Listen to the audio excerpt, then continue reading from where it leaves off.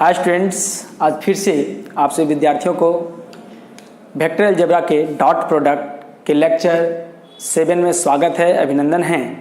आज हम लोग फिर से एक्सरसाइज 25.4 के बचे हुए क्वेश्चंस को हम लोग करेंगे।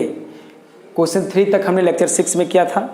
आज हम लोग आगे का क्वेश्चंस देखते हैं। तो देखेंगे क्वेश्चन का मोटेशन क्या है, क्वेश्चन क्या कह रहा है। Find the angle between following pairs of vectors. हाँ, इसमें से पहला क्वेश्चन है, देखिए कॉमा है, यहाँ से यहाँ एक वेक्टर है, दूसरा वेक्टर ये है। यहाँ एक वेक्टर है, देखेंगे यहाँ से यहाँ एक वेक्टर है, यहाँ से यहाँ दूसरा वेक्टर है। देखिए कॉमा दे चाहे एंड करके लिखे, उससे कोई फर्क पड़ने वाला नहीं है। तो चलिए हम किसी एक को बनाते हैं, बाकी आपके भरोसे। तो हम लोग देखते हैं क्या है। Let vector A equal to 3i plus 2j minus 6k and vector B equal to क्या माना गया है 4i minus 3j plus k, हमने ये माना। एंगल निकालना है, एंगल तो दिया ही नहीं गया है, तो लोग मान लेते हैं let theta be angle between vector A and vector B. हाँ, तो अभी तक हम लोगों ने डॉट पढ़ा है, तो डॉट की दुनिया में हम लोगों ने किस फॉर्मूला के थ्रू आउट एंगल निकालना सीखा है। तो हम लोग फॉर्मूला सीखा हम लोगों ने cos theta equal to A dot B by magnitude of A into magnitude of B. इसको हम इक्वेशन नंबर 1 कह देते हैं। अब इस इक्वेशन में क्या क्या चाहिए वो हम लोग निकाल लेते हैं। क्या चाहिए, ए डॉट बी चाहिए, दूसरा क्या चाहिए magnitude of A magnitude of B चाहिए। तो ज़रा ध्यान देंगे क्या है सब। तो चलिए इसके रिगार्डिंग जो आवश्यकता है उसको हम निकाल लेते हैं। Since vector A equal to 3i plus 2j minus 6k, therefore magnitude of vector A equal to क्या मिलेगा, रूट ओवर 3 का स्क्वायर 2 का स्क्वायर प्लस माइनस 6 का स्क्वायर होगा। आफ्टर सॉल्विंग क्या मिलेगा 9 4 9 4 36। तो देखेंगे magnitude of the vector A equal to क्या मिलेगा 49 मिलेगा, और 49 का हम लोग 7 लिखेंगे। तो फाइनली जो हमारा है बहादुर magnitude of vector A equal to क्या मिला है 7 मिला है। नहीं, उसी प्रकार सिमिलरली हमें क्या चाहिए, बी जो वेक्टर दिया गया है 4i minus 3j plus k, इसका भी हम लोग निकाल लेंगे।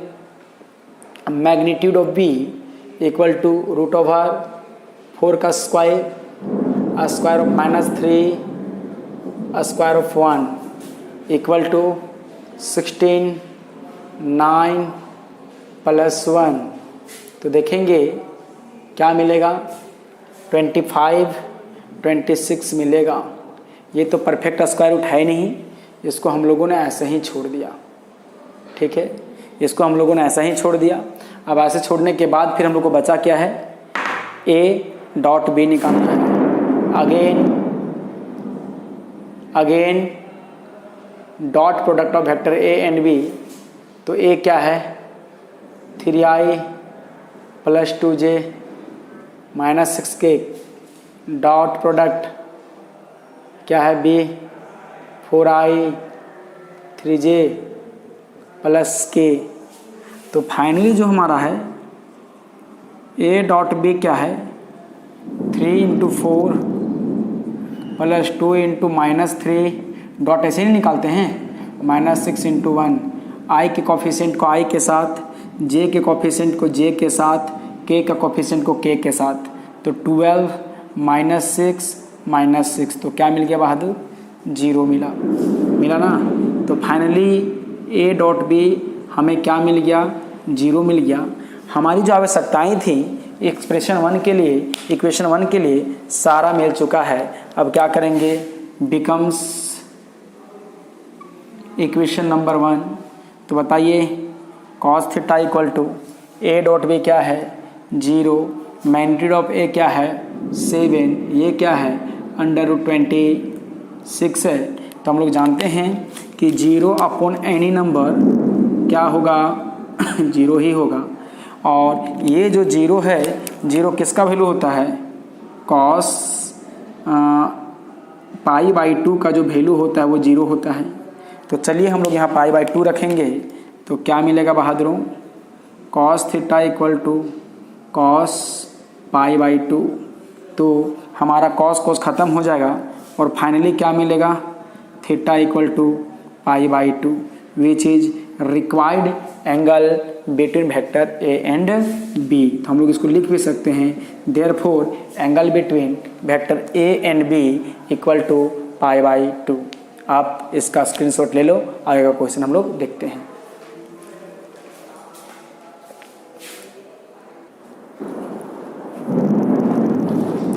नेक्स्ट क्वेश्चन देखेंगे बहादुर, क्या है, prove that the following vectors are at right angle. कहता है कि जो दो वेक्टर दिए गए हैं वो एक दूसरे पे राइट एंगल पे है बहादुर, मतलब इन दोनों के बीच में क्या है 90 डिग्री है। हाँ सही बात। इसका मतलब आप θ = 90 डिग्री π/2, आप θ = 90 डिग्री π/2 प्रूव कर दें, या ये दोनों जो हैं 90 डिग्री, इसका मतलब क्या, ये दोनों वेक्टर ए और वेक्टर बी की बातें करें तो ये क्या है परपेंडिकुलर, यही ना। तो ज़रा गौर करेंगे, ध्यान देंगे कि θ = π/2 निकालो, यह तो परपेंडिकुलर प्रूव करो। दोनों स्थिति में दोनों वेक्टर के बीच में 90 डिग्री का ही एंगल फॉर्म्ड होगा। तो हम लोग को यहाँ पर ये भी कह सकता था, जो कहा गया है कि prove that the following vectors at right angle, तो हम लोग यहाँ कह सकता था कि prove that the following vectors are perpendicular, ये भी कह सकता था परपेंडिकुलर, ये भी कह सकता था। चाहे prove that given vectors are perpendicular बोले या राइट एंगल बोले, तो हम लोग को दोनों का दोनों सेम है, क्योंकि राइट एंगल का फॉर्मेशन ही परपेंडिकुलरिटी कहलाता है। तो आप परपेंडिकुलर प्रूव करो चाहे राइट एंगल प्रूव करो। तो आपको बता दें, इस प्रकार से एंगल का जो हम लोग क्वेश्चन पढ़ रहे हैं वो इंपॉर्टेंट्स होते हैं, और ये जो एक्सरसाइज पढ़ रहे हैं 25.4, इससे क्वेश्चन होते ही होते हैं। तो चलिए हम लोग देखते हैं, पहला क्वेश्चन बनाते हैं, है ना। लेट मान लेते हैं, इसका नाम को देते हैं, नॉमेनक्लेचर कर देते हैं। Let vector A = 2i - j + k and vector b = i - 3j - 5k, यही ना। अब जरा गौर करेंगे, ध्यान देंगे, जब जब परपेंडिकुलर के लिए क्या प्रूव करते हैं, फॉर परपेंडिकुलर, याद है आप लोग को, a.b = क्या प्रूव करते हैं, 0 प्रूव करते हैं।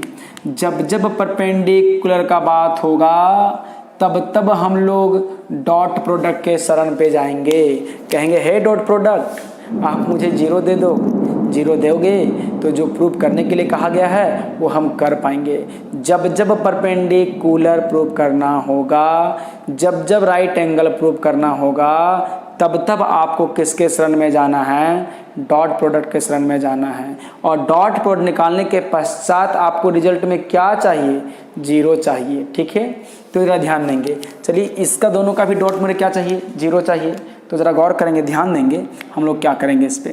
नाउ डॉट प्रोडक्ट निकाल के देख लेते हैं, क्यों, क्योंकि डॉट प्रोडक्ट ही एक ऐसा मशीन है जो परपेंडिकुलर को बताएगा, और भी है लेकिन ये आसान पड़ता है। तो देखो 2i हो जाएगा -j cap + k cap dot i - 3j - 5k। Normally हम कैप को छोड़ ही देते हैं, ठीक है, ऐसा पढ़ा नहीं जाता है। 2i कैप थोड़ा पढ़ना प्रोनाउंसिएशन लंबा हो जाता है, इसलिए इसको हम लोग डायरेक्ट कह दें। इसलिए आपको परेशान होने की ज़रूरत नहीं है कि सर आप आई कैप को आई पढ़ रहे हैं, ठीक है। तो मेरा क्या मिलेगा, मल्टीप्लाई 2 × 1 प्लस -1 × -3 इंटू प्लस 1 × -5। तो फाइनली क्या मिलेगा बहादुरों, a.b इक्वल टू 1 जा 2 प्लस 3 माइनस 5, तो ऑब्वियसली क्या मिल गया, 0 मिल गया। तो फाइनली ए डॉट बी हमें क्या फॉर्म हुआ, 0 फॉर्म हुआ, जो मुझे चाहिए था। देयरफॉर कह सकते हैं, देयरफॉर गिवन वेक्टर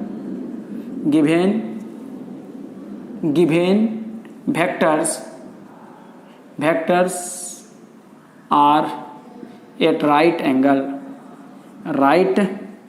angle और perpendicular hence proved। हाँ, आपको दोनों में कोई भी कहा जा सकता था, राइट एंगल और परपेंडिकुलर। ठीक है, इसका मतलब ये दोनों कैसा होगा, इस प्रकार से होगा, ये वेक्टर ए होगा और ये वेक्टर बी होगा। ज्योमेट्रिकली ऐसे, जरूरी नहीं किसी प्रकार होगा, ऐसे भी हो सकता है, लेकिन जहाँ भी होगा इन दोनों के बीच में 90 डिग्री का एंगल फॉर्म होगा ही होगा। Is it clear? Next question हम लोग देखते हैं क्या है। सब नेक्स्ट क्वेश्चन क्या है, find the angle between vectors 3i + 4j + 5 and I + j + k, also find the sine of the angle between them। यहाँ तक का जो क्वेश्चन है, आई होप दैट कि आप बना लोगे, नहीं बना लोगे ना, एंगल निकालना भी हमने सिखाया। तो चलिए हम लोग क्या करेंगे, यहाँ तक पहला पार्ट का क्वेश्चन। दूसरा पार्ट में क्या कहता है, also sine of sin, sine गलत लिख दिया मैंने, साइन वाला है ना, ट्रिगोनोमेट्री वाला, sine of the angle between them चाहिए। मतलब थीटा आप निकाल लो और थीटा निकालने के बाद उसके बाद साइन में पुट कर दो तो आ जाएगा। तो चलिए इसको मैं कंप्लीट कर देता हूँ क्या है सो। फिर से मैं नॉमेनक्लेचर करता हूँ, नाम दे देता हूँ। Let vector A equal to बहादुरों दिया गया है 3i + 4j + 5k। एंगल निकालने में मैग्नीट्यूड का जरूरत होता है ना, देयरफॉर क्या कहेंगे, magnitude of A equal to, बताइए क्या मिलेगा, square of 3, square of 4, square of 5। तो मेरा क्या मिलेगा बताइए, 9, 16, 25। तो आई होप दैट कि ये मुझे मिला 50 मिलेगा, और 50 को लिख सकते हैं 5√2, 5√2, 5 5 जा 25, 2 जा 50। ठीक है, उसी प्रकार आप देखेंगे सिमिलरली हम लोग बी वेक्टर जो हमारा है वो क्या है, i + j + k है। देयरफॉर हम लोग इसी के बगल में b का मैग्नीट्यूड निकाल लेते हैं, जगह बचाते हैं, 1 का स्क्वायर 1 का स्क्वायर 1 का स्क्वायर। तो magnitude of b equal to हमारा √3 आएगा बहादुरों। ये भी मिल चुका है, ये भी मिल चुका है। अब देखते हैं क्या है, a डॉट बी भी चाहिए। अगेन a डॉट बी चाहिए। तो a कितना है बताइए, 3i 4j + 5k डॉट, ये कितना है, i + j + k। तो a डॉट b जो हमारा मिलेगा बहादुरों 3 × 1 + 4 × 1 + 5 × 1, तो फाइनली 3 4 7 और 4 12 मिलेगा। तो a डॉट b हमारा क्या मिला बहादुर, 12 मिला, यही ना मिला। अब जरा गौर करेंगे, therefore cos theta equal to हम लोग क्या जानते हैं बताइए, बोलिए, a dot b by magnitude of a magnitude of b। तो फाइनली मेरा cos theta equal to a dot b क्या मिला बहादुरों, 12, 5√2 × √3। तो क्या मिला, 12/5√6, नहीं 3 2 जा 6। तो बताइए थीटा इक्वल टू क्या मिल गया, देखेंगे cos थीटा इक्वल टू क्या मिल गया, 12/5√6 ये मिला। तो ये मुझे मिला, तो उसी हिसाब से थीटा निकालने के लिए एंगल बोला है, एंगल बोला है ना कि कोस थीटा। तो एंगल क्या हो जाएगा बताइए, cos इनवर्स 12/5√6 होगा बहादुरों। ये हमारा पहला का आंसर हो गया। हाँ, दूसरा पार्ट में मुझे क्या चाहिए, सेकेंड पार्ट मेरा क्या कहता है, जरा ध्यान देंगे। सेकेंड पार्ट पार्ट, है ना। फाइंड साइन थीटा, यही बोला है। देखिए sine of angle between them, तो थीटा को हमने क्या मान रखा है, एंगल बिटवीन देम मान रखा है, तो साइन बोला है, ठीक है। थीटा निकाल चुके हैं, तो यदि थीटा का वैल्यू कुछ सुंदर सा होता तो हम लोग इसको पुट कर देते हैं, लेकिन यहाँ तो ओल जोल सा है, इसीलिए हम लोग क्या करेंगे, कैसे निकालेंगे ध्यान दें। सिंस हम लोग जानते हैं कि sine square theta plus cos square theta equal to 1 होता है। ट्रिग्नोमेट्री जिस दिन से पढ़ रहे हैं उस बचपन से ये चलते आ रहा है, आज भी है। तो हम लोग यहाँ पर क्या करेंगे, इसका वैल्यू क्या मिलेगा, साइन स्क्वायर थीटा का वैल्यू क्या 1 माइनस कॉस स्क्वायर थीटा हो जाएगा, और sine square theta equal to 1 minus cos का वैल्यू कितना है 12/5√6 का होल स्क्वायर। अब यहाँ से साइन थीटा का वैल्यू √1 माइनस 12 144/25, 5 25 25 छक कितना हो जाएगा 150 हो जाएगा, ठीक है। अब इसको हम लोग सॉल्व कर देंगे बहादुर, जो आएगा आंसर आएगा। कर पाओगे ना, 150 एलसीएम हो जाएगा, 144 में घट जाएगा वो। तो इस प्रकार से ये दोनों क्वेश्चन समाप्त हुआ, और इसको आप स्क्रीनशॉट ले लो। आगे का क्वेश्चन हम लोग डील करते हैं।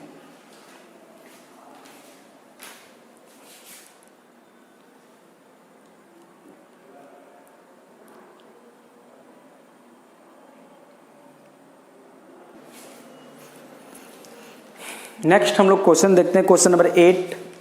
ये भी इंपॉर्टेंट सवाल है। इस सवाल को हम लोग देखते हैं क्या कहता है। कहता है so that the following vectors are perpendicular to each other. हाँ, इसमें से यहाँ पर क्वेश्चंस को, जो 3 क्वेश्चन, तीनों को मैं लिख रहा हूँ। जितने क्वेश्चन मैं सबको लिखता हूँ, मैं एक बनाता हूँ, बाकी आपके भरोसे छोड़ देता हूँ। यहाँ से यहाँ जो कॉमा से पहले एक वेक्टर है, यहाँ से यहाँ दूसरा वेक्टर है, और यहाँ से यहाँ बहादुरों तीसरा वेक्टर है। हाँ, तो ऐसी स्थिति में कहता है कि तीनों को मुझे प्रूव करना है कि ये परपेंडिकुलर हैं, ठीक है। तो देखिए कैसे इसको हम लोग प्रूव करते हैं। इसका मतलब मान लीजिए कि कोई एक वेक्टर जो है, एक ये मेरा ए वेक्टर है, ये बी और ये सी वेक्टर है, तो ये जो तीनों हैं आपस में परपेंडिकुलर हैं, ये बात को प्रूव करना है। मतलब तीनों के बीच में, ये दोनों के बीच में 90 डिग्री एंगल, ये दोनों के बीच में 90 डिग्री एंगल, ये दोनों के बीच में 90 डिग्री एंगल। जरा गौर करेंगे, एक यहाँ पर मिसकॉन्सेप्शन है। यदि हम कह दें कि क्या ये जो ब्लैक वाला पेन दिख रहा है रेड पे परपेंडिकुलर है, और वही ब्लैक वाला पेन ब्लू पे परपेंडिकुलर हो, तो क्या ये दोनों आपस में परपेंडिकुलर होंगे? हो भी सकते हैं, नहीं हो सकते। देखिए ये दोनों आपस में परपेंडिकुलर हैं क्या? नहीं है। लेकिन देखिए ये भी परपेंडिकुलर है और ये भी परपेंडिकुलर है। तो हमें प्रूव करने के लिए मुझे तीनों दिखाना पड़ेगा। a.b equal to 0, b.c equal to 0, c.a equal to 0। क्यों? क्योंकि a.b जब हम दिखा देंगे तो ये b दोनों परपेंडिकुलर हो जाएगा, b.c दिखा देंगे 0 तो ये दोनों परपेंडिकुलर हो जाएगा, c.a दिखा देंगे तो ये दोनों परपेंडिकुलर हो जाएगा। किसी दो को दिखा के तीसरा को हम लोग नहीं कह सकते हैं कि वो परपेंडिकुलर होगा ही होगा। तो चलिए ध्यान देते हैं। सबसे पहले हम लोग क्या करेंगे, पहला का सॉल्यूशन लेते हैं हम लोग, है ना। लेट वेक्टर का नाम दे देते हैं, vector a equal to 6i plus 3j plus 2k, b vector equal to 2i minus 6j plus 3k, and vector c equal to minus 3i plus 2j plus 6k। हमें prove करना है, we have to prove that देखिए vector a, b and c are perpendicular to each other, perpendicular to each other, हाँ, perpendicular to each other, या हम लोग को ये भी कह सकता था ऑर्थोगोनली, या तो म्यूचुअली परपेंडिकुलर, ऑर्थोगोनलिटी, ठीक है। तो ये भी कह सकता था कि ये तीनों का तीनों वेक्टर जो हैं ऑर्थोगोनल हैं, तो हमें 0 भी तीनों का परपेंडिकुलर ही प्रूव करना था, ठीक है। तो जरा गौर करेंगे, ध्यान देंगे। इसका मतलब दैट इज, यदि तीनों परपेंडिकुलर करना है, इसका मतलब क्या प्रूव करना है, A dot B equal to 0 ये प्रूव करना है। दूसरा B dot C equal to क्या प्रूव करना है 0 and C dot A equal to क्या प्रूव करना है 0। यदि ये तीनों प्रूफ हो जाता है तो हम लोग कहेंगे कि A perpendicular to B perpendicular to C, और ईच अदर कहने का मतलब ये भी लिख सकते हैं कि A perpendicular to vector B perpendicular to vector C, ये भी हम लोग प्रूव कर सकते हैं। तो चलिए हम लोग देखते हैं ए डॉट बी को निकालते हैं। नहीं तो चलिए नाउ हम लोग ए डॉट बी निकालते हैं। तो ए डॉट बी क्या निकलेगा, ए का वैल्यू पुट कीजिए 6i cap 3j cap plus 2 cap के कैप, डॉट ऑपरेटर क्या मिलेगा 2i cap minus 6j cap plus 3k cap. ठीक है, तो इसको सॉल्व करेंगे बहादुर। तो 6 into 2 plus 3 into minus 6 plus 2 into 3, तो ये मेरा क्या मिलेगा 0 मिलेगा। 18 6 और 12 18 होगा। तो बताइए ए डॉट बी हमारा क्या मिलेगा 0 मिला। हाँ 0 मिला। तो देयरफॉर कह सकते हैं कि जब 0 मिला बाबू तो ए परपेंडिकुलर टू क्या हो गया बी हो गया। हमने इसको इक्वेशन नंबर 1 कह दिया। सिमिलरली हम बी डॉट सी निकालेंगे। देखो A dot B B dot C dot A निकालना है, यही ना। तो बी डॉट सी निकालेंगे तो बी का वैल्यू कितना है देखिए 2i cap 6j cap plus 3k cap dot, देखिए सी कितना है 3i cap minus 3i cap और 2j cap plus 6k cap, यही ना। अब जरा गौर करेंगे बी डॉट सी निकालेंगे बहादुरों। तो देखिए 2 इंटू माइनस 3 फिर प्लस माइनस 6 इंटू 2 फिर प्लस 3 इंटू 6 18 6 12, तो क्या मिलेगा B dot C equal to 0 मिला बहादुरों। देयरफॉर कह सकते हैं कि यहाँ पर किसका किसका बी डॉट सी मिला है, तो हम लोग कहेंगे B perpendicular to C, equation number 2 मिला। फाइनली लास्ट वाले को एंड साथ के एंड वर्ड के साथ लिखा जाता है। हमें सी डॉट ए चाहिए। तो सी का वैल्यू कितना है बताइए। देखिए सी का वैल्यू कितना है minus 3i plus 2j plus 6k है डॉट।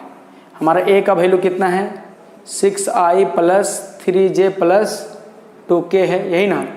अब हमारा सी डॉट ए निकालने के बाद क्या मिलेगा minus 3 into 6 plus 2 into 3 plus 6 into 2, फिर वही मिल रहा है 6 3 जा 18 माइनस 18 प्लस 6 प्लस 12, तो फाइनली क्या मिल गया C dot A equal to 0 मिला।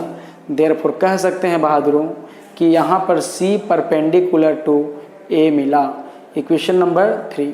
हाँ अब हम लोग क्या करेंगे फ्रॉम इक्वेशन 1 2 एंड 3 को देखेंगे, 1 2 और 3 को देखेंगे तो क्या मिला ए परपेंडिकुलर टू बी है और बी परपेंडिकुलर टू किसका है सी है ना। देयरफॉर कह सकते हैं कि given vectors are perpendicular to each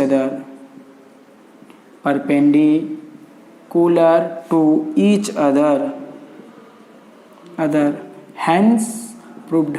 हमारा प्रूव यही करना था। तो आप इसका भी स्क्रीनशॉट ले लें। नेक्स्ट क्वेश्चन हम लोग देखते हैं।